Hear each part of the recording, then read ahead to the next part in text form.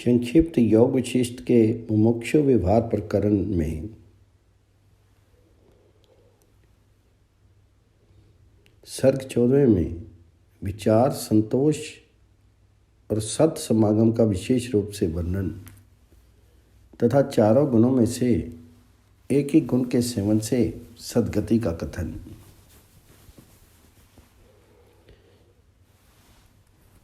श्री वशिष्ठ जी कहते हैं, राघव,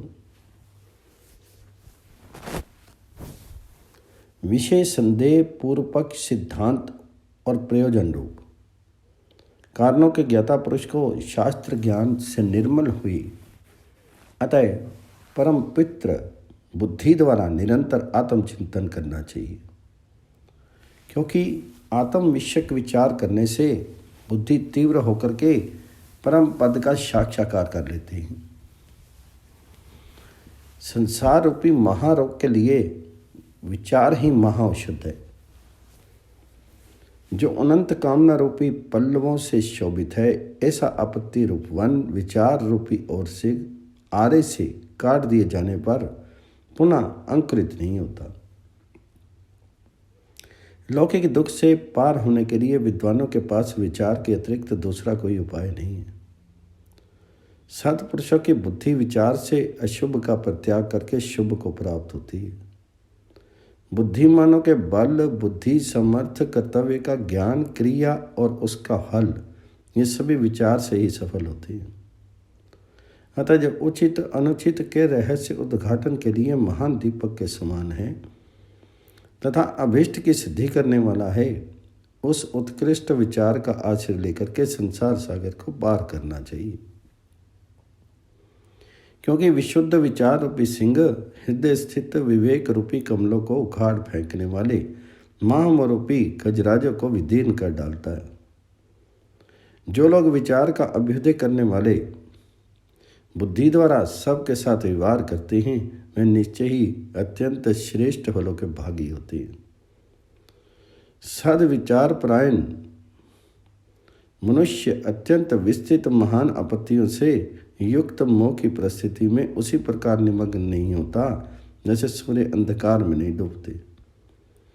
जितने क्रूर कर्म, निषिद्ध आचरण और कुत्सित मानसिक कष्ट हैं, वे सभी विचारहीनता से ही आविर्भूत होते हैं। जिस अधिकारी पुरुष का मन आशा की परवशता से रहित और विचार युक्त है, वह पूर्ण चंद्रमा की भांति अपने आत्मा में परम आनंद का अनुभव करता है।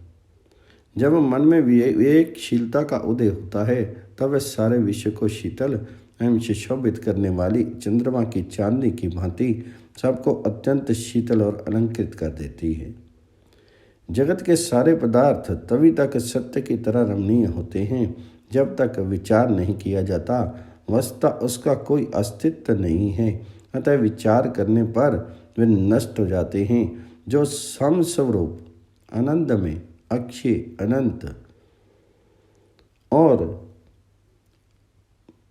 अनन्य अधीन हैं, उस कैवल्य पद को तुम विचार रूप महान वृक्ष का फल समझो।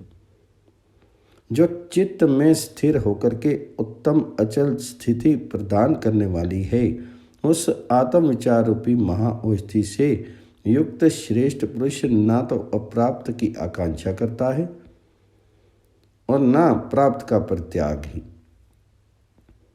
विचारशील पुरुष गई हुई वस्तु की अपेक्षा कर देता है और प्राप्त वस्तु का शास्त्र के अनुसार उपयोग करता है। वह मन की प्रतिकूलता में ना तो शुद्ध होता है और ना अनुकूलता में प्रसन्न नहीं। उस समय जल से परिपूर्ण सागर की तरह उसकी शोभा होती है। इस प्रकार जिन उदारशय महात्मा योगियों का मन पूर्ण काम हो गया है, वे जीवन मुक्त होकर के इस जगत में विचरण करते हैं।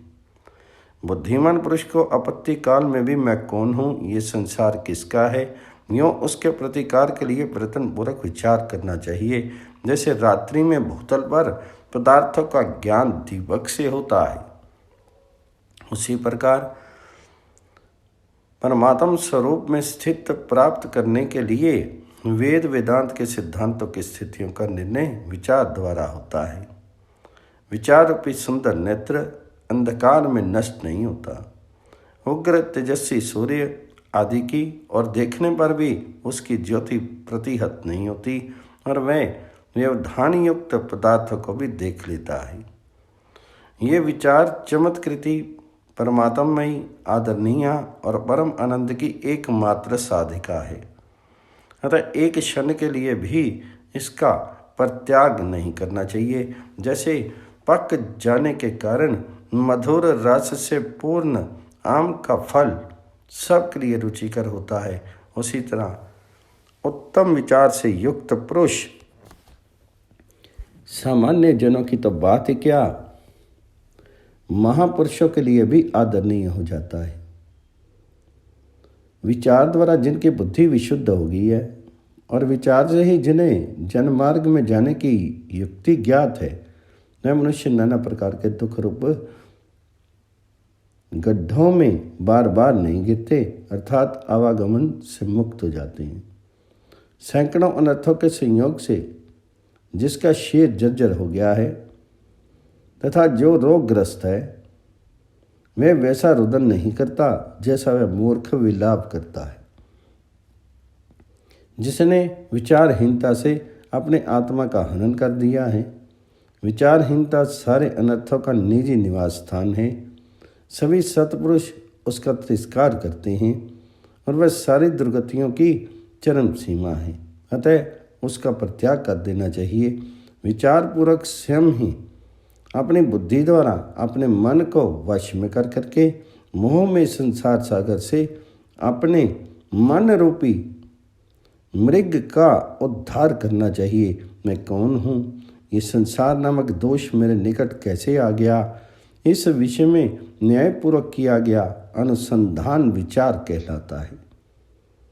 रघुनंदन, इस जगत में सत्य के ग्रहण और असत्य के त्याग की बुद्धि से संपन्न पुरुषों को विचार के बिना उत्तम तत्व का कुछ भी ज्ञान नहीं होता। विचार से ही तत्व का ज्ञान होता है। तत्व ज्ञान से मन की निश्चिंतता प्राप्त होती है और मन के शांत हो जाने से संपूर्ण दुखों का सत्ता विनाश हो जाता है। भूतल पर सभी लोग स्पष्ट विचार दृष्टि से ही समस्त कर्मों की सफलता लाभ करते हैं तथा उत्तम परमात्म साक्षात्कार भी विचार से ही उपलब्ध होती है। इसलिए श्री राम श्यामादि साधन संपन्न तुम्हें उपयुक्त विचारशीलता रुचिकर होनी चाहिए। परम तप राम, संतोष ही परम श्रेय है और संतोष परम सुख भी कहा जाता है। संतोष युक्त पुरुष परम विश्राम को प्राप्त होता है, जो संतोष रूपी ऐश्वर्य के सुख से संपन्न है तथा जिनका चित्त निरंतर विश्राम पूर्ण रहता है। ऐसे शांत पुरुषों को विशाल साम्राज्य भी पुराने घास के टुकड़े के समान प्रतीत होता है। श्री राम, संतोष युक्त बुद्धि संसार की विषय विषम परिस्थितियों में भी न तो उद्विग्न होती है और न कभी उसका विनाश ही होता है। जो शांत पुरुष संतोष अमृत के पान से पूर्णतः तृप्त हो चुके हैं, उनके लिए ये अपरिमित भोग संपत्ति विषय सी जान पड़ती है। राग आदि दोषों का विनाशक तथा अत्यंत मधुर आस्वाद से युक्त संतोष जैसा सुखद होता है, वैसा सुख ये अमृत रस की लहरियां नहीं दे सकती। जो अप्राप्त वस्तु की आकांक्षा का परित्याग करके प्राप्त हुई वस्तु में समभाव रखने वाला है तथा जिसमें हर्ष शोक के विकार परिलक्षित नहीं होते, वह मनुष्य इस लोक में संतुष्ट कहा जाता है। जब तक मन आत्मा के द्वारा आत्मा में संतुष्ट नहीं हो जाता, तब तक उस मन रूपी गड्ढे से उसी प्रकार आपत्तियां उद्भूत होती रहती हैं जैसे गड्ढे से लताएं। संतोष से शीतल हुआ मन विशुद्ध विज्ञान की दृष्टियों से अत्यंत विकास को प्राप्त होता है। ठीक उसी तरह जैसे सूर्य की किरणों के संपर्क से कमल विकसित हो जाता है। जैसे मलिन दर्पण में मुख की छाया नहीं दिखती, उसी प्रकार आशा की परवशता से व्याकुल एवं संतोष रहित चित्त में ज्ञान का प्रतिबिंब नहीं पड़ता। जिनका मन शारीरिक तथा मानसिक क्लेशों से मुक्त एवं संतुष्ट है, वह प्राणी दरिद्र होते हुए भी सच्चे साम्राज्य सुख का भोग करता है। अपनी आत्मा में आत्मा से ही स्वयं सम्यक प्रकार से निर्तिशय पूर्ण आनंद का आश्रय लेकर के पुरुषार्थ द्वारा प्रयत्न पूर्वक सभी विषयों में तृष्णा का परित्याग कर देना चाहिए। चंद्रमा की भांति संतोष अमृत से परिपूर्ण मनुष्य का मन शांत एवं शीतल बुद्धि द्वारा स्वयं ही शाश्वती स्थिरता को प्राप्त हो जाता है। जब संतोष से संपन्न पुरुष अपनी आत्मा में आत्मा द्वारा स्वस्थ रूप से स्थित हो जाता है, उस समय उसकी सारी मानसिक व्यथाएं उसी प्रकार अपने आप शीघ्र ही समूल विनष्ट हो जाती हैं, जैसे वर्षा ऋतु में धूल शांत हो जाती है। श्री राम, जिसकी वृत्ति सदा शीतल और कलंक से सदैव रहित है, वह पुरुष अपनी उस शुद्ध वृत्ति दाता चंद्रमा की भांति पूर्णता शोभित होता है। रघुनंदन, इस जगत में जो पुरुष श्रेष्ठ गुणी पुरुषों द्वारा अभिमत समता से सुशोभित हैं, उस विशुद्ध पुरुष को आकाशचारी देवता और महामुनि भी प्रणाम करते हैं। महाबुद्धिमान राम, इस संसार में श्रेष्ठ संत समागम मनुष्यों का संसार सागर से उबारने में सर्वत्र विशेष रूप से उपकार करता है। जो महात्मा पुरुष सत्संगति रूपी वृक्ष से उत्पन्न हुए विवेक नामक निर्मल पुष्प की रक्षा करते हैं, वे मोक्ष फल रूपी संपत्ति के अधिकारी होते हैं। जो आपत्ति रूपी कमलनी के लिए हिम और मोह रूपी कोहरे के लिए वायु के समान है, वे उत्तम संत समागम ही इस जगत में सर्वोत्कृष्ट है। श्री राम, तुम्हें ज्ञात होना चाहिए कि संत समागम विशेष रूप से बुद्धिवर्धक, अज्ञान रूपी वृक्ष का उच्छेदक और मानसिक व्यथाओं को दूर भगाने वाला है। सत्संग से प्राप्त हुई दिव्य विभूतियाँ ऐसा परम उत्तम निर्माण सुख प्रदान करती हैं, जो सतत वर्धनशील, अविनाशी और बाधा रहित होता है। अतएव अत्यंत कष्टदायी दशा में पड़ करके विवशता को प्राप्त हुआ मनुष्यों को भी थोड़े समय के लिए भी सत्संगति का परित्याग नहीं करना चाहिए, क्योंकि लोक में सत्संगति सन्मार्ग को प्रकाशित करने वाली और हृदय अंधकार को दूर करने के लिए ज्ञान रूपी सूर्य की प्रभा है। जिसने सत्संगति रूपी गंगा में जो शीतल एवं निर्मल है स्नान कर लिया, उसे दान, तीर्थ, तप और यज्ञों से क्या लेना है। अर्थात सत्संगति इन सब से बढ़कर है। जो राग शून्य और संशय रहित तथा जिनकी चिज्जड ग्रंथियाँ विनष्ट हो चुकी हैं, ऐसे संत पुरुष यदि लोक में विद्यमान हैं, तो तप एवं तीर्थों के संग्रह से क्या लाभ। अर्थात वह हाल तो उन संतों की संगति से ही प्राप्त हो सकता है। इसलिए जिनकी चिज्जड़ ग्रंथियों का विनाश हो गया है एवं जो ब्रह्म ज्ञानी हैं, उन सरसम्मत संतों की सभी उपायों द्वारा भली भांति सेवा करनी चाहिए, क्योंकि वे भवसागर से पार होने के लिए साधन हैं। किंतु जो लोग नरक अग्नि को बुझाने के लिए मेघ स्वरूप संतों को अवहेलना की दृष्टि से देखते हैं, वे स्वयं उस नरक अग्नि की सूखी लकड़ी बन जाते हैं। संतोष, सत्संगति, विचार और शम, ये ही चारों मनुष्यों के लिए भावसागर से तरने के साधन हैं। इनमें संतोष परम लाभ है, सत्संगति परम गति है, विचार उत्तम ज्ञान है और शम परम उत्कृष्ट सुख है।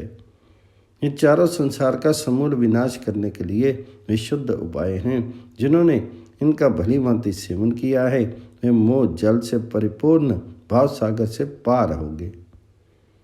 बुद्धिमानों में श्रेष्ठ राम, इन चारों साधनों में से विशुद्ध प्रकाश वाले एक ही साधन का अभ्यास हो जाने पर शेष तीनों भी अवश्य अभ्यस्त हो जाते हैं, क्योंकि इनमें से एक एक भी क्रमशः इन चारों की जन्मभूमि है।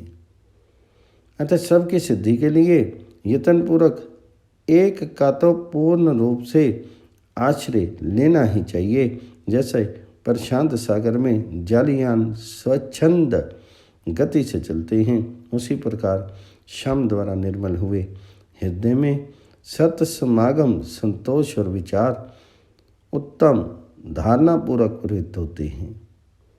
जो प्राणी विचार संतोष शम और सत समागम से संपन्न है, उसे दिव्य ज्ञान संपत्तियाँ उपलब्ध हो जाती हैं। ठीक उसी तरह जैसे कल्प वृक्ष का आश्रय लेने वाले पुरुष को लौकिक संपत्तियाँ सुलभ होती हैं। पूर्ण चंद्रमा में परिलक्षित हुए सौंदर्य आदि गुणों की तरह विचार शम सत्समागम और संतोष युक्त मानव में प्रसाद आदि गुण प्रादुर्भूत हो जाते हैं। जैसे श्रेष्ठ मंत्री गणों से युक्त राजा के पास विजय लक्ष्मी उपस्थित होती है, उसी तरह जिस पुरुष की बुद्धि सत्संग संतोष शम और विचार से युक्त होने के कारण उत्तम हो गई है, उसे दिव्य ज्ञान संपत्ति सुलभ हो जाती है। इसलिए रघुनंदन, मनुष्य को चाहिए कि वह पुरुषार्थ से मन को वश में करके इनमें से एक गुण का नित्य यत्न पूर्वक उपार्जन करे, क्योंकि जब तक मनुष्य परम पुरुषार्थ के आश्रय से अपने चित्ररूपी गजराज को जीत कर हृदय में एक गुण भी धारण नहीं कर लेता, तब तक उत्तम गति की प्राप्ति नहीं की हो सकती। जिसके चित्त में उत्तम फलदायक एक ही गुण सुदृढ़ हो गया है, उसके सारे दोष शीघ्र ही नष्ट हो जाते हैं, क्योंकि एक ही गुण की विशेष वृद्धि होने पर दोषों पर विजय प्राप्त करने वाले अनेक गुणों की वृद्धि होती है, और एक दोष के अधिक बढ़ जाने पर बहुत से गुण विषयक दोष बढ़ जाते हैं। सर्ग 14, 15, 16 प्रकरणों के क्रम से ग्रंथ संख्या का वर्णन, ग्रंथ की प्रशंसा, शांति, ब्रह्म, दृष्टा और दृश्य का विवेचन, परस्पर सहायक प्रज्ञा और सदाचार का वर्णन अगले अध्याय में।